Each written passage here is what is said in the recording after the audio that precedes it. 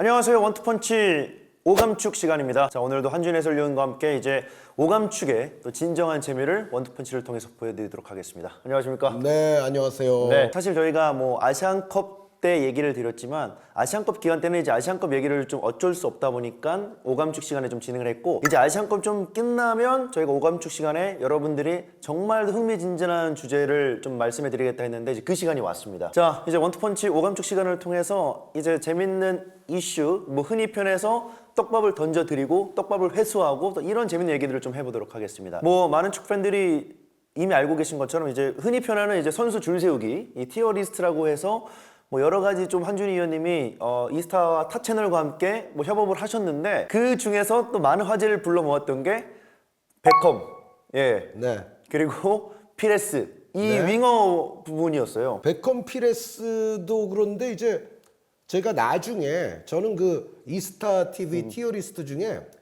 개인적으로 제가 가장 마음에 드는 티어리스트 시간은 뭐였냐면 마지막 편이었어요. 보면은 그 마지막 편 얘기는 가장 인구의 회자가 안 되는 것 같아요. 왜냐하면 그 마지막 편이 뭐였냐면 다뤄지지 않았던 선수들 중에 혹시 뭐 언급하고 싶은 선수 있냐, 포지션 불문하고, 그래서 나온 티어리스트가 마지막 편이거든요. 네. 거기는 이제 누가 이제 아주 상위권에 있냐면 즈보니미르 보반, 토마스 헤슬러, 안드레아스 멜러, 제가 아주 개인적으로 굉장히 좋아하는 알렉산더 모스토보이라는 옛날 러시아 선수 있습니다. 예. 예, 셀타비고 레전드인데요. 그런 선수들이 이제 등장하는 편이 하나 있어요. 거기 보면은 이제 디미트리 파옙 선수랑 파예라고도 많이 하는데 맞는 발음은 아마 파예실 겁니다. 그런데 그 선수랑 또 뭐 후안 아랑고 선수 뭐 이런 선수들도 그 티어리스트에 등장을 하는데, 그때 이제 그 제가 그런 얘기를 했죠. 저는 데이빗 베컴 쓰지 않고 파예나 아랑고 쓸 거다. 네. 확률적인 축구로 높은 확률로 축구를 하는 게 피레스일 거다. 아, 그거는 이제 그 윙어에서 그쵸? 얘기했던 표현인 것 같아요. 네, 지금 맞아요. 김자연 아나운서 말씀하시는 표현은 제가 피레스를 더 선호하는 모습을 보여줬고, 베컴 선수보다. 그리고 그 좀 전에 말씀드린 그 다뤄지지 않았던 과거 재능들을 이렇게 모아가지고 제가 마지막 편을 했는데 거기서는 디미트리 파예 선수나 후안 아랑고 선수를 베컴 선수와 거기서는 베컴 선수는 거기서는 빠져 있습니다. 그쵸. 이미 그 피레스 편에서 했기 때문에 A등급 받았으니까. 빠져 있는데 제가 그 표현을 했을 거예요. 파이의 부등호 베컴. 저 같으면. 나중에 좀 화제가 되는 것 같더라고요. 이제 그런 부분이 좀 화제가 되다 보니까 이 티어리스트 흔히 표현을 좀 줄 세우게 돼서, 사실 뭐 저마다의 축구를 보는 기준과 관점 너무 다르기 때문에 뭐 누가 낫느냐 이런 얘기들이 상당히 좀 많이 나오고 있습니다. 많이 나오고 있는데 제가 뭐 욕 먹고 있겠죠. 뭐. 어디 감히 저 파이를 베컴에게 뭐 혹은 뭐 피레스 아랑고를 뭐 베컴에게 저 욕 많이 먹을 거라고 생각합니다.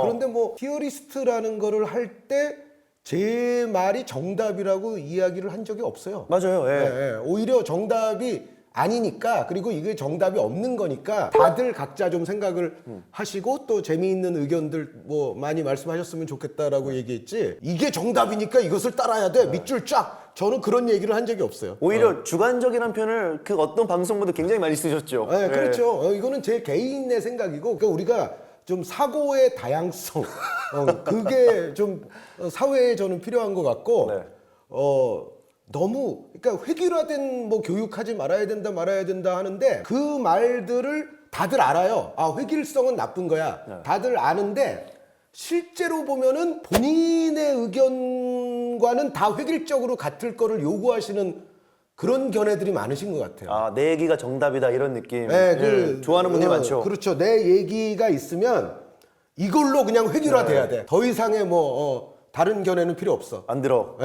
이게 정답이야. 그런 게 좀 많은 것 같은데, 저는 그거는 그렇게 좀 바람직한 현상은 아니지 않나. 그리고 그러니까 물론 그 본인이 생각하는 기준과 본인이 생각하는 랭킹이 오를 수 있습니다. 본인에게.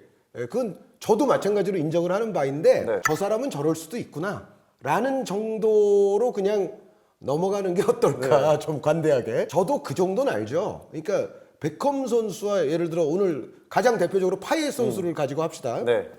그 베컴과 디미트리 파옙을 얘기했을 때 축구의 모든 어떤 전체적인 역사와 이런 차원에서 그 아마 베컴 선수의 위상이 영원히 파얏 선수보다는 높아요. 네, 저도 그렇게 생각합니다. 저 인정해요. 그런데 그것과 제가 랭킹을 매기는 거는 다를 수 있다는 거죠. 그러니까 나중에 뭐 역사책에 베컴 선수가 뭐 10줄 나오고 파얏 선수는 한 줄도 안 나올 수도 있는데 그것과 제가 순서 매길 때와는 저는 다른 문제라고 생각하거든요. 당연히 또 베컴 선수는 맨체스터 유나이티드의 한동안의 얼굴이었고 잉글랜드 대표팀에서도 한동안 얼굴이었기 때문에 그럼요. 근데 파얏 선수는 뭐 유로 2016에서 번뜩이는 활약을 하기는 했어도 그렇죠. 막상 그럼 유로 2016에서는 파이에가 프랑스의 얼굴이에요라고 묻는다면 또 꼭 그런 건 아니거든요. 난이죠. 뭐 그리즈만 지루도 있고. 그 포그바 선수도 그렇죠. 있었고요. 포그바도 있고. 그러니까 유로 2016이 어떻게 보면 프랑스가 자신들에게 가장 좀 맞는 과정을 찾아간 대회라고 볼 수도 있어요. 그러니까 초반에는 예를 들어 파이에 중심으로 하려고 그랬다가 그렇죠. 포그바가 에이스인가? 막 이렇게 좀 갔다가 궁극적으로는 그리즈만이 에이스구나. 뭐 이제 그런 식으로 약간 프랑스가 약간 그런 거를 이제 튜닝을 하는 과정이 저는 그 대회 안에 있었다고 보는데 어쨌든 파얏 선수는 굉장히 잘하긴 했거든요. 그렇죠. 그 대회에서는 막 번쩍였죠. 그런데 그럼에도 불구하고 뭐 프랑스의 그럼 당시 얼굴은 그 선수예요? 라고 묻는다면 그건 애매하거든요. 근데 베컴 선수는 한동안 잉글랜드의 얼굴이 맞아요. 맨유의 얼굴인 것도 막. 그러니까 당연히 이제 나중에 위상차는 분명히 있겠죠. 그렇죠. 그리고 뭐 아시다시피 뭐 빅클럽을 뛴 시간 자체도 베컴 선수가 훨씬 긴 거고 파얏 선수는 어떻게 보면 그렇게 빅클럽까지 또 도달했다고 볼 수 없죠. 그거를 제가 다른 분들께 강요하는 게 절대 아니고 윤장현 아나운서의 생각이 다를 수 있고 다른 뭐 아나운서 해설자분들 생각이 또 다 다를 수 있고 지금 앞에 계신 우리 원투펀치 제작진 여러분들 생각도 다를 수 있어요. 그렇죠. 저는 그거 기분이 나쁘다거나 제가 그 생각을 고쳐줘야지라고 생각하지를 전혀 않아요. 전혀 그런 생각을 제가 안 해요. 제가 그러니까 베컴파의 뭐 이거를 가지고 얘기하는 것보다도 좀 다른 비유도 좀 들어드리고 싶어요. 다양성이나 이런 거에 관한 얘기가 될 텐데 이 뭐든지 어느 분야든지 줄을 이렇게 막 세우는 거 있잖아요. 근데 줄 세우기가 재밌으니까 또 안 할 수도 없어요, 사실은. 사실 가장 흥미진진한 안줄거리죠. 그렇지. 안 할 수도 없는데 그러니까 모든 분야에 다 있거든요. 그렇죠. 근데 윤장현 아나운서에게 제가 한번 여쭤볼게요. 세계 작곡가 랭킹 매기기 뭐 이런 것도 있어요. 근데 거기 이제 대표적으로 작곡가의 클래식으로 따지면 뭐 우리가 가장 잘 아는 바하, 모차르트, 베토벤. 그렇죠. 요 세 명만 가지고 순위 내보시면 어떨까요? 아버지들, 아버지 어머니들. 쉽지 저는 않죠. 이렇게 생각을 하게 되죠. 바로. 근데 윤장현 아나운서는 혹시 그 셋 중에서는 누구 제일 좋아요? 저는 베토벤 제일 좋아합니다. 베토벤이 1등? 이거 뭐 필맘의 순위 내는 것 같기도 한데 근데 이거 아마 많은 정말 그 음악 미디어들, 음악 관련 미디어, 평론가 집단 아마 대부분 또 일치하지 않을 가능성이 높아요. 물론 그 중에 조금 한쪽이 표가 많은 사람이 있기는 할 거예요. 그렇죠. 네, 그런데 그렇다고 해서 그럼 모든 사람에게 물었을 때 바하, 모차르트, 베토벤 순위 내봐라. 그거 정말 쉽지 않거든요. 그러니까 이 정도의 흔히 표현은 티어가 있는 인물들에서 몰표 받는 건 사실상 어려운 일이죠. 근데 그 세 명 또 약간 아래로 가잖아요. RNG, 윈지도 사실 그 확실치 않지만 제가 뭐 음악평론가도 아니고 그런데 뭐 어떤 사람은 바그너 같은 사람을 굉장히 높이 평가하기도 하고 어떤 사람은 드뷔시 같은 사람을 또 굉장히 상위권에 올리기도 하고 요게 어떤 사람에게는 뭐 리스트, 하이든 뭐 사람마다 다 달라요. 그 탑 10만 해봐라 그래도 어떤 사람 탑 10에는 아예 등장하지도 않는 사람이 다른 사람 탑 10에는 등장해요. 근데 바하, 모차르트, 베토벤은 제가 처음에 왜 얘기했냐면 어떤 사람의 모두의 탑 10에 이 세 명은 다 등장해요. 공통적으로 있었다. 이 세 명은 그러니까 펠마메 같은 그런 거라. 그러니까 이게 비단 축구에서만 일어나는 현상이 아니고 이거를 정말 그 축구가 요즘 정말 많은 또 우리 김현민 기자님 스탯의 대가 김현민 기자님도 계시지만 많은 스탯이 예전보다 발달하기는 했더라도 그럼에도 여전히 축구는 좀 그 예술적인 것과 일맥상통하는 부분도 여전히 아직 많이 남아있죠. 그러니까 모든 거를 계량화해서 순위 내기는 힘들죠. 그러니까 예를 들어 야구에서 그냥 그 시즌의 타율 순위 어떻게 돼요? 그러면 그거는 이론의 여지가 없잖아요. 이 수학적 지표가 나와 있죠. 그냥 나오잖아요. 네. 그리고 야구는 예전부터 스탯이 많이 발달해서 좀 다른 어떤 약간 보이지 않는 공헌도 같은 부분도 보이게끔 되어 있는 스탯들이 야구는 좀 있죠. 예를 들어 뭐 정말 필요할 때 정말 치는 선수, 득점권 타율이라든지 필요하지 않을 때 뭐 자기 스탯을 많이 올리는 선수, 요런 선수들조차도 야구는 계량화된 수치적으로 약간 비교할 수가 있어요. 네. 근데 축구는 사실은 아무리 스탯이 발달한 요즘이라 할지라도, 그리고 예전 선수들 스탯은 또 그렇게까지 분류되어 있지도 않을 뿐더러 그쵸. 요즘이라 할지라도 여전히 주관과 여러 가지 평가가 엇갈려서 개입될 수 있는 여지가 저는 축구는 아직도 많다고 생각하거든요. 예. 축구가 어떻게 음악하고 같아? 정확하게 같지는 않지만 축구는 음악에 비해서는 여전히 또 계량화될 수 있는 부분들도 많이 있으니까, 그러니까 정확하게 같지는 않지만 그럼에도 불구하고 그런 요소들이 있다. 그런 요소들이 있고, 이 줄 세우기가 정말 얼마나 어려우냐면, 예를 들어서 루치아노 파바로티 대 플라시도 도밍고. 그 20세기 진짜 20세기 후반부에 테너계의 쌍벽이라고 볼 수 있거든요. 예. 한 7, 80년대부터는 이 두 분을 쌍벽이라고 보는 경우가 많아요. 그런데 파바로티와 도밍고만 하더라도 저는 개인적으로는 파바로티를 더 치는데, 네. 그 도밍고 씨가 더 위라고 생각하는 주요 미디어나 평론가들도 있어요. 오. 그게 왜 그러냐면은, 그러니까 이제 파바로티를 보통 위로 치는 사람들은 목소리의 질, 예. 유니크한 목소리의 질, 그리고 흉내내기 어려운 고음 소화 능력, 하이씨, 그걸로 파바로티를 무조건 이건 파바로티가 이기지 네. 라고 얘기하는 사람도 꽤 많은 반면, 그럼에도 불구하고 도밍고 윈을 주장하는 평론가나 미디어들이 있습니다. 레퍼토리의 다양성, 확장성, 꾸준함, 지속성, 학구적인 면모. 도밍고는 이제 여러 나라 오페라들을 다 하거든요. 예. 근데 파바로티는 좀 이탈리아 쪽에만 좀 집중돼 있는 경향이 강하고, 네. 그리고 그 도밍고 씨는 지금까지도 머리 하얀 백발인 상태에서도 노래를 해요. 물론 이제 파바로티 씨는 일찍 작곡했기 때문에 토리노 동계올림픽 이후에 이제 작곡을 했죠. 그래서 예.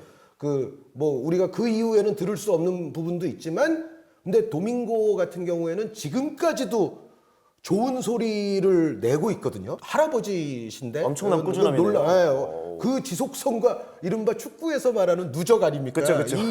이거를 간과하기가 어렵고, 이분은 심지어 뭐 지휘나 뭐 작곡이나 이런 것까지도 해요. 그러니까 학구적인 면모도 대단해요. 그래서 그런 저런 여러 가지를 포괄하면 도밍고가 이긴다. 네. 라고 얘기하는 주요 음악 미디어들도 있어요. 이건 이때 어떤 문제가 되냐면, 기준의 가중치가 달라지는 거죠. 그렇죠. 그러니까 우리가 줄 세우기를 할 때 진짜 여러 명을 특히 이제 줄을 세울 때는 어떤 일률적인 기준이 적용되기는 어렵고, 여러 가지 판단 기준 중에 결국은 얘와 얘를 비교할 때는 요 가중치 면에서 얘가 좀 나아 보이는데, 네. 근데 또 얘와 얘를 비교할 때는 요 가중치에서는 조금 큰 차이가 없는데 조가중치를 가져오니까 얘가 확실히 좀 나아 보이는데, 네. 이게 여러 가지 정말 판단 기준에 그때마다 가중치가 사실 조금 달라지거든요. 제가 이 얘기 왜 하는지 아시겠죠? 예.